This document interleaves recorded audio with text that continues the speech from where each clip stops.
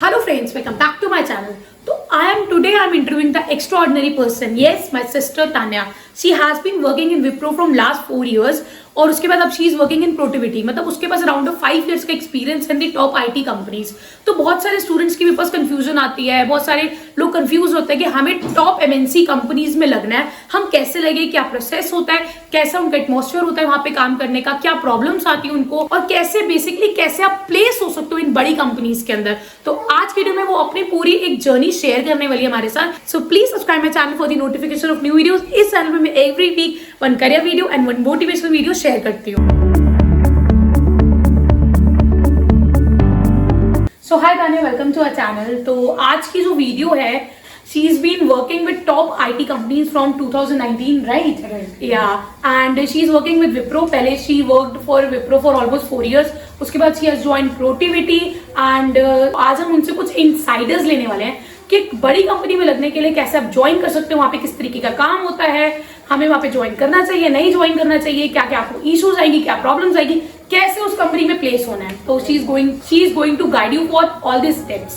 Okay, तो सबसे पहली चीज, अगर आप IT कंपनी में जाना चाहते हो तो हमें कौन सी स्किल पे पहले फोकस करना चाहिए? बेसिकली अगर आपको IT कंपनी में जाना है तो आप सबसे ज्यादा फोकस करो जावा पे. Okay, because mostly, most of the companies which comes, like I can say 70% of the companies होती हैं, उनके जो कोडिंग के टेस्ट होते हैं, they give you the option कि आप जावा में करना चाहते हैं, पाइथन में करना चाहते हैं, उनका clear. Most of the MNCs usually comes up, जो उनके प्लेटफॉर्म होते हैं जहाँ पे आप कोडिंग का टेस्ट देते हो, उसमें जब आप अपना कोड लिखने के लिए आपके पास ऑप्शन होते हैं, आप किस लैंग्वेज में लिखना चाहो, in whichever you are comfortable with. But Java is always a plus point. मतलब अगर आपको कोई और लैंग्वेज नहीं आती, जावा आती है, तो उनको कोई इशू नहीं होता इससे? नहीं, उनको यूजुअली क्या होता है, जब आपका पहला राउंड होता है that is of coding. Okay, so you go there. जो मोस्टली जो कंपनीज होती हैं सबके खुद के प्लेटफॉर्म्स होते हैं जहाँ पे आप अपना कोडिंग का टेस्ट देते हो. तो उस प्लेटफॉर्म में जब आप लॉग इन करते हो, ID पासवर्ड डाल के लॉग इन किया, okay this is the question for the test which you are going to attempt today. तो उसके अंदर जब क्वेश्चन में लिखा है तो उसके साथ नीचे ऑप्शन आ जाएंगे. अच्छा, आप किस लैंग्वेज में देना चाहते हैं? अच्छा, ये ऑप्शन पाइथन में, जावा में, C में, तो आप सेलेक्ट करके उस लैंग्वेज में कर लो. Basically they are testing your technologies कि आपको लॉजिक कितना अच्छा आता है, आपको टेक्नोलॉजीज कितनी अच्छी आती है. लैंग्वेज उनको मैटर नहीं करता. Right. But currently you are working in which technology? Salesforce. She is working currently in Salesforce. But उन्होंने जो इंटरव्यू दिया था वो जावा में दिया था, राइट? मतलब उन्होंने सिर्फ आपको लॉजिक चेक किया, उसके बाद आपको जाके कोई भी आपको जो भी वहां पे सॉफ्टवेयर चल रहा होता है कंपनी में, वहां पे जाके ज्वाइन करने के बाद आपको प्लेस किया जाता है. ओके, तो सबसे पहले आपका टेक्निकल राउंड होगा अगर आप किसी भी अच्छी कंपनी में प्लेस होना चाहते हो, राइट? और सॉफ्ट स्किल कितना मैटर करते हैं अगर हम बात करें? सॉफ्ट स्किल तो ऑफ कोर्स मैटर करता है, because at end of the day when you are done with your technical interview, even in your technical interview, अभी तो एक कोडिंग हो गया, आपने बैकएंड में बैठ के कोडिंग कर दी. आपका सेकंड राउंड आता है टेक्निकल इंटरव्यू. तो उसमें भी आपको आपके साथ साथ कि आप कैसे आंसर्स दे रहे हो ये भी मैटर करता है कि इन विच फॉर्मेट, कैसे बोल रहे हो, कैसे बात कर रहे हो, इस सेंस में दे रहे हैं. ओके, तो टेक्निकल सॉफ्ट स्किल्स भी उतनी ही मैटर करती है. मतलब आपका कॉन्फिडेंस लेवल क्या है, आप किस तरीके से प्रेजेंट हो रखे हो, क्या आपने ड्रेसअप है आपका, ये सारी चीजें भी बहुत मैटर करती हैं. So how was your experience in the big IT companies? किस तरीके से IT कंपनीज में काम होता है? इट्स गुड, मतलब अच्छा है, कंपनी का एक्सपीरियंस तो बहुत अच्छा रहा है. So before Wipro as well, I was working for the internship. मैंने 6 months के लिए internship करी थी in Gurgaon. That was not a very big company और MNC नहीं थी, छोटी कंपनी थी. तो I could see a major difference कि how companies actually work, what type of culture they provide. तो Wipro में ऐसा एक कल्चर है जहाँ पे मतलब you have an option कि let's say कि मैं Wipro में select हुई है, got the domain Salesforce, जिससे मैं बहुत satisfied हूँ. But in case if I'm not satisfied, तो I have an option कि मैं अपनी domain change कर सकूँ. If I want to go to .NET की डोमेन में या iOS की डोमेन में, किसी और डोमेन में जाना चाहें तो I can do that. Okay, ये बहुत अच्छा है. जैसे इन्होंने हमें बताया कि पहले इन्होंने जब उनकी भी जॉब स्टार्ट नहीं हुई थी, इनका भी ऑफर लेटर नहीं आया था, उससे पहले उन्होंने एक नॉन MNC में काम किया था. नॉन MNC में काम करना और एक MNC में काम करने में एक ह्यूज डिफरेंस है. Right. मतलब नॉन MNC का कल्चर में आपको फ्रीडम नहीं मिलती, आप अपने डिसीजंस नहीं ले पाते खुद से. उतनी ज्यादा फ्रीडम नहीं मिलती, उतने ज्यादा आप डिसीजंस नहीं ले पा सकते.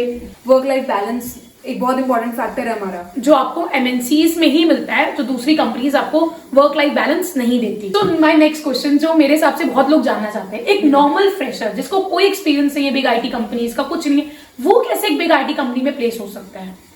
फ्रेशर, सी अगर हम फ्रेशर्स की बात करें तो usually you need to make sure कि आप एक ऐसे कॉलेज में जा रहे हैं जहाँ पे MNCs आती हैं. क्योंकि विप्रो और ऐसी कंपनीज जो MNCs है ना, वो इतने बड़े क्राइटेरिया के साथ नहीं आती हैं. कि ओके 90+ होंगे तभी आप प्लेसमेंट्स में बैठोगे, या फिर ये सब। तो आपके पास बहुत गोल्डन अपॉर्चुनिटीज रहती हैं अगर आप ऐसे कॉलेज में जाते हो जहाँ MNCs आती हैं, क्योंकि वो लोग परसेंटेज से ज्यादा ये मैटर करते हैं। Of course percentage is always a criteria कि 70% तो होना चाहिए, बट उसके अलावा ये मैटर करा जाता है कि आपको टेक्नोलॉजी में कितना आता है। अगर आप IT में जा रहे हो तो IT का कितना आता है। अगर आपने वो प्रूफ कर दिया, you have the skills, then you are there. उसके अलावा अगर फ्रेशर्स को विदाउट, अगर आपके कॉलेज में नहीं आई या कॉलेज में प्लेसमेंट नहीं हो पाई, तो दे आर आपको बहुत अपनी तरफ से एफर्ट्स डालने पड़ेंगे। You need to get a lot of references, क्योंकि usually freshers without college placements I have never seen, बहुत मुश्किल है। ओके, तो शी इज टेलिंग दैट कि अगर आपको MNC में लगना है कि आपकी कॉलेज के अंदर कंपनीज आती हो, कैंपस प्लेसमेंट अच्छा हो, कैंपस प्लेसमेंट स्ट्रांग हो। अगर आपकी कंपनीज में कैंपस प्लेसमेंट स्ट्रांग नहीं है तो आपका बिग MNCs में लगना थोड़ा मुश्किल है। सो इन दैट केस अगर आपके कॉलेज में कैंपस प्लेसमेंट नहीं है, अगर आपके कॉलेज के अंदर अच्छी कंपनीज नहीं आ रही, तो आपको आगे बहुत ज्यादा प्रॉब्लम होगी एक अच्छी MNC में जाने के लिए। उस केस में आपके पास सेकेंड ऑप्शन होता है कि आपके पास रेफरेंसेज हो, राइट। अगर आपके पास अच्छे रेफरेंसेज है, आपकी अच्छी नेटवर्किंग करें अपने कॉलेज में, आपके फ्रेंड्स के साथ, स्कूल फ्रेंड्स के साथ, या आपकी फैमिली में कोई है, तो उस केस से आप एक अच्छी IT कंपनीज में ज्वाइन कर सकते हो। उसके अलावा कोई और ऑप्शन नहीं है फ्रेशर का लगने का। कैंपस प्लेसमेंट हो गया, रेफरेंसेज हो गए, आपकी नेटवर्किंग हो गई, और कुछ ऑप्शन हो सकता है कि लाइक कि कोई बड़ी कंपनीज जैसे कैसे ज्वाइन कराती हैं।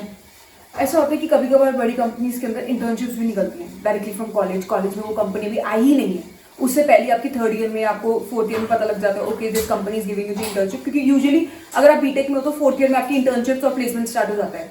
तो जिन लोगों को इंटर्नशिप मिल गई वो 4th ईयर में ही स्टार्ट कर देते हैं। तो अगर आप ऑनलाइन उनकी वेबसाइट्स पे चेक करते रहो, कॉग्निजेंट में या विप्रो में, ऐसी किसी कंपनी में आपकी ऑनलाइन वेबसाइट पे हो गई, उनकी वेबसाइट पे दिख रहा है कि ठीक है अच्छा कोई इंटर्नशिप अवेलेबल है या नहीं अवेलेबल, तो उस केस में भी आप ज्वाइन कर सकते हो। Right. ओके, तो एक ये भी तरीका है आपका लगने का इंटर्नशिप, बट मेन फोकस है कैंपस प्लेसमेंट। अगर आपको किसी अच्छी कंपनी में जाना है तो आपको एक अच्छा कॉलेज चूज करना पड़ेगा। अच्छा कॉलेज चूज करोगे तो अच्छी आपकी कैंपस प्लेसमेंट होगी, और कैंपस प्लेसमेंट से आपका एक अच्छे कॉलेज, एक अच्छी कंपनी में आपकी जॉब लग जाएगी, राइट। फिर आपने विप्रो को क्यों चेंज करा, मतलब व्हाट वाज द रीजन, आपने क्यों शिफ्ट करा, और कब पता लगता है कि अब हमें टाइम हो गया, अब हमें चेंज करना चाहिए। Okay, so first thing is of course मैं जब विप्रो ज्वाइन किया तो इट वाज लाइक कि आई गॉट सेल्सफोर्स, एक अच्छी डोमेन थी, आई गॉट ग्रेट प्रोजेक्ट्स, ठीक है, मैंने बहुत अच्छे अच्छे प्रोजेक्ट्स में काम किया, then roles everything was fine, work culture है, आपके मैनेजर्स, आपकी टीम बहुत अच्छी रहेगी। यूजुअली और ऑफकोर्स एक कंपनी के अंदर आपके मैनेजर्स और आपकी टीम पे बहुत डिपेंड करता है कि आप कैसे हो। तो बेसिकली अच्छा इन्वायरमेंट था, everything was nice, but then of course at end of the day you need is more growth.